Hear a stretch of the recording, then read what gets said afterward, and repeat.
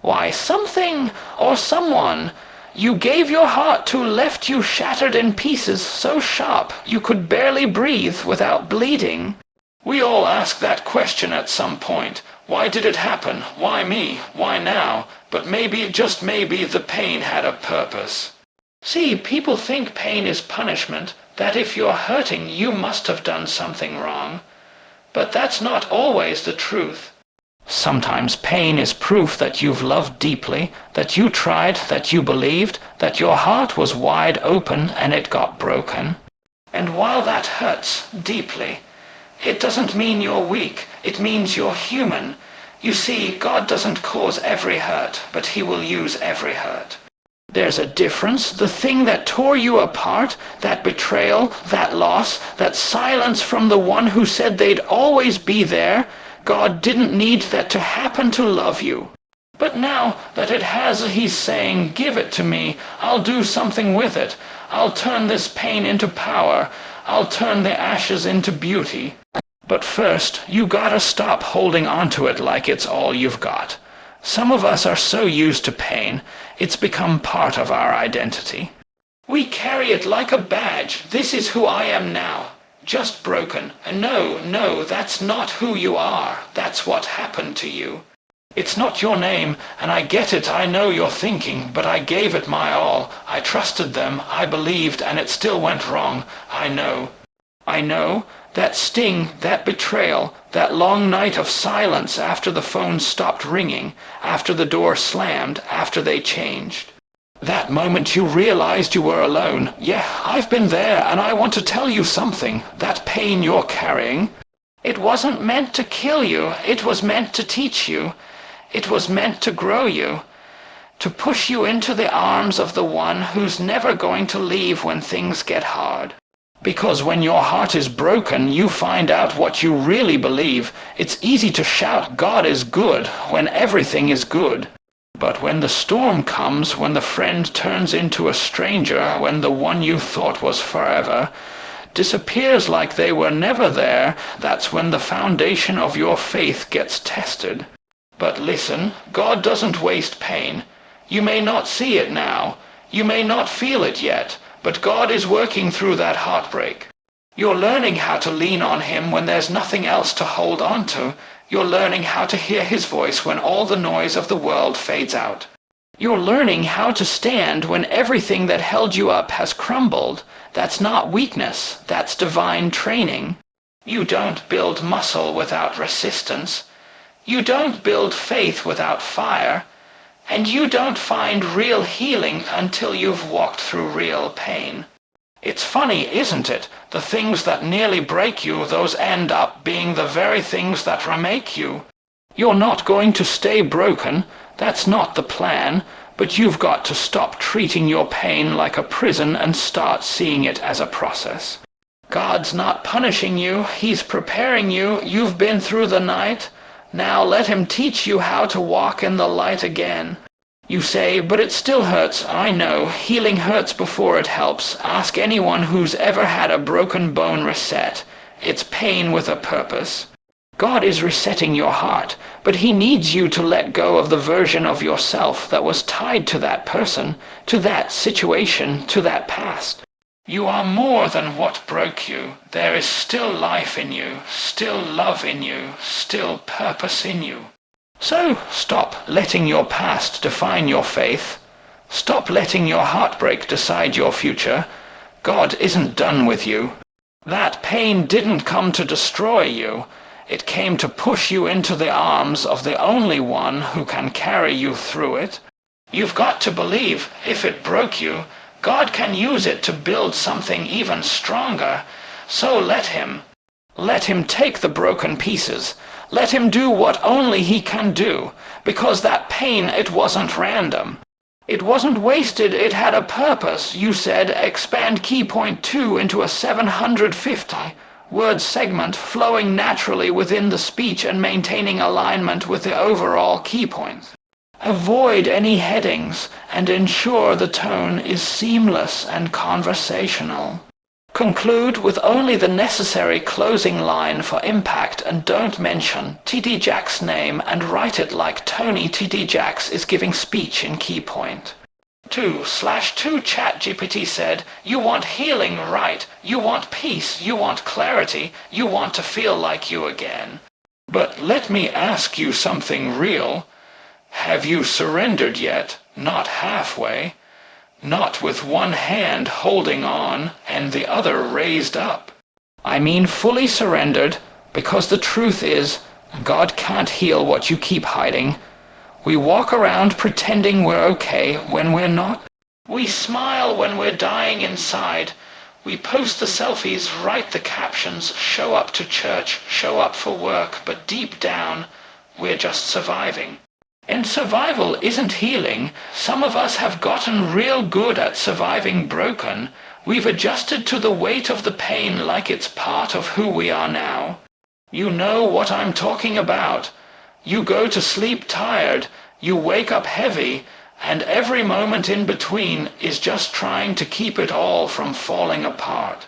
But God isn't calling you to manage your brokenness. He's calling you to surrender it. That's the part we struggle with.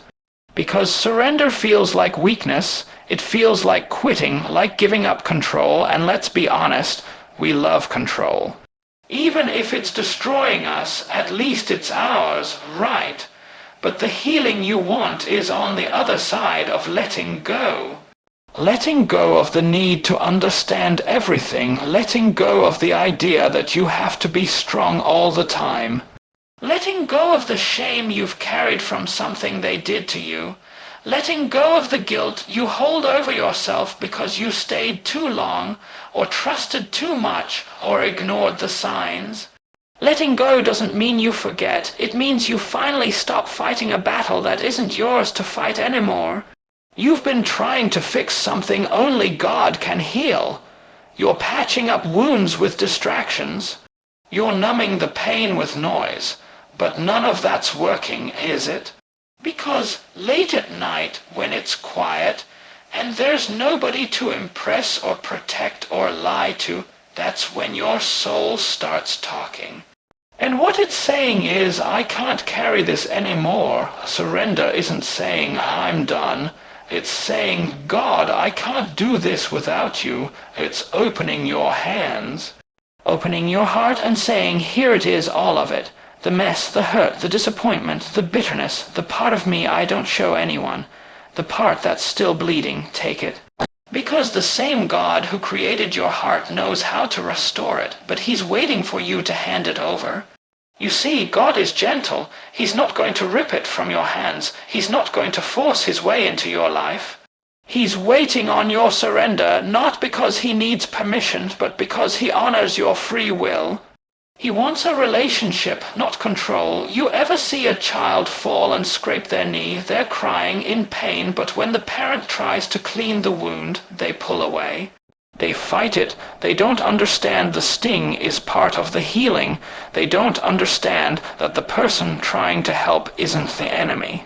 That's how some of us treat God. We're bleeding, we're in pain, but the moment he reaches to heal, we pull away. We say, I'm fine. We say, just let me deal with it.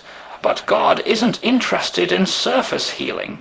He's not putting a band-aid on your soul. He's after deep restoration, but you've got to stop fighting the process. You've got to let him in.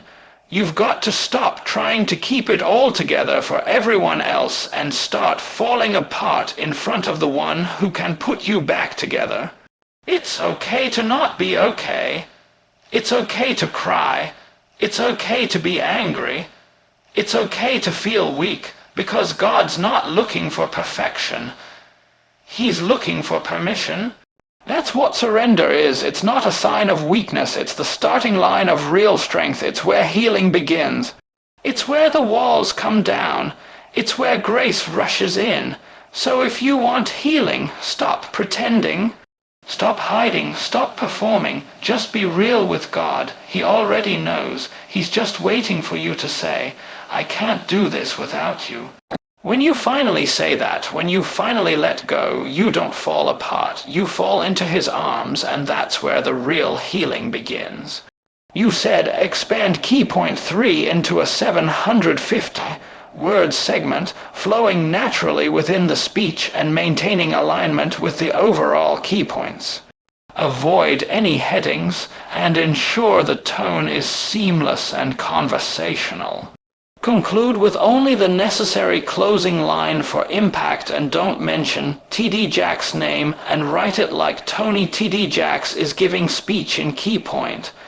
/ChatGPT said, you ever pray for healing, then wake up the next day still hurting? You ever cry out to God and expect that boom, like something would shift instantly, the pain would lift, and you'd feel brand new, but nothing changed? That's where some people give up, right there. They think God must not be listening. Maybe I'm not worthy. Or the enemy whispers, you'll never be whole again. But listen to me, just because it's not instant doesn't mean it's not coming. See, God's healing doesn't always show up in a flash. It's not always loud, it's not always dramatic. Sometimes his healing moves quietly over time beneath the surface, layer by layer. And you don't even realize it until one day you wake up and you don't cry over the same thing anymore. You don't flinch when the memory comes back. You don't feel paralyzed by what used to break you. That's real healing. But we don't like slow, do we? We want deliverance like fast food. We want healing with a deadline. We want to say a prayer at midnight and be free by morning, but God's not Amazon Prime. He's not working on your schedule. He's working on your soul. And he's not just interested in making you feel better. He's interested in making you whole. That's why he doesn't rush it. Because if he gave you healing before you were ready to receive it, you'd mishandle it. You'd go back to the same situation, the same patterns, the same people. You'd fall into the same trap that broke you in the first place. So instead he slows it down. He takes his time. Not to punish you, but to prepare you. There are things he's teaching you in the weight that you can't learn anywhere else. You're learning how to depend on him. You're learning how to sit in silence and still believe. You're learning how to trust when nothing makes sense. That kind of faith isn't built overnight. It's built in the process, and I know the process is uncomfortable. It's long. It feels like you're going in circles. But God's not stalling. He's strengthening you. You want to be healed. Then stop looking for quick fixes and start trusting his pace. Because here's the truth. If God heals you too quickly, you might forget who did it. But when you've been through the fire, when you've cried the tears, when you've had to fight through doubt, depression, and fear just to get out of bed, when you finally come out on the other side, you won't wonder who brought you through. You'll know it was him. You'll carry your healing with humility. You won't just be healed, you'll be wiser. You'll have compassion for others who are hurting. You'll speak from scars, not just theory. And that's what makes your healing complete, not just the absence of pain, but the presence of purpose. So stop checking the calendar like God's late. He's not. He sees the tears you cry when no one's around. He sees the days you fake strength just to make it through. He sees the nights when the ache is louder than your prayers. And he hasn't forgotten you. He's working, even when you don't feel it, even when it's quiet, even when everything in you says nothing's changing. Faith isn't proven when the miracle comes. Faith is proven when you still believe, even when it doesn't. When you can say, God, I still trust you, even though I'm still hurting. That's when something shifts in the spirit. That's when heaven leans in. That's when healing begins to rise, slowly but surely, and don't compare your healing to someone else's. Their timeline isn't yours. Their story isn't yours. What God is doing in you is personal, and when he's done, it won't be a bandage. It'll be a breakthrough.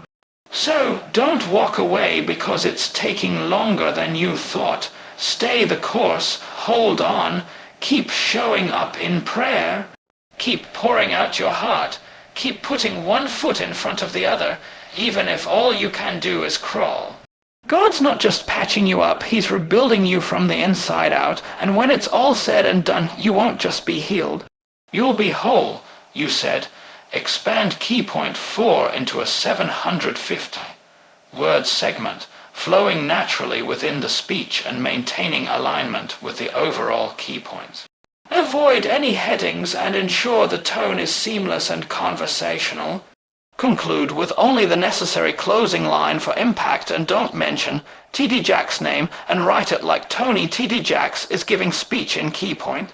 ChatGPT said, "You've cried enough, you've carried that weight long enough, you've stood at the edge of hope wondering if things will ever be different.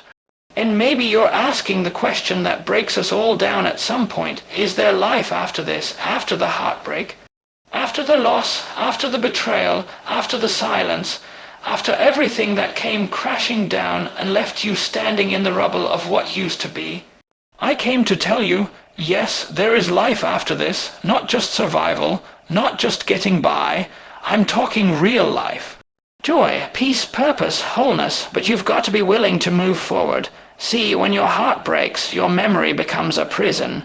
You replay it all, the good, the bad, the moments you should have walked away, the words that cut deep, the promises that were never kept.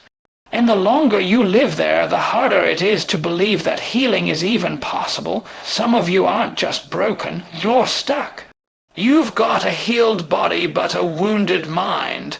You're physically here but mentally trapped in the moment it all went wrong. And that's where the enemy wants you stuck in yesterday, so you never step into tomorrow. But God didn't bring you this far just to watch you wither in the ashes of what hurt you. He's saying it's time to rise, it's time to move forward, it's time to live again. I'm not saying forget. I'm not saying pretend it didn't happen, but I am saying you don't have to build a home in your pain. You're allowed to leave, you're allowed to grow, you're allowed to become more than what they did to you. More than the relationship that failed, more than the moment you lost it all, more than the mistake you made. More than the person you were back then. Healing is only complete when you stop rehearsing the pain and start reaching for the promise.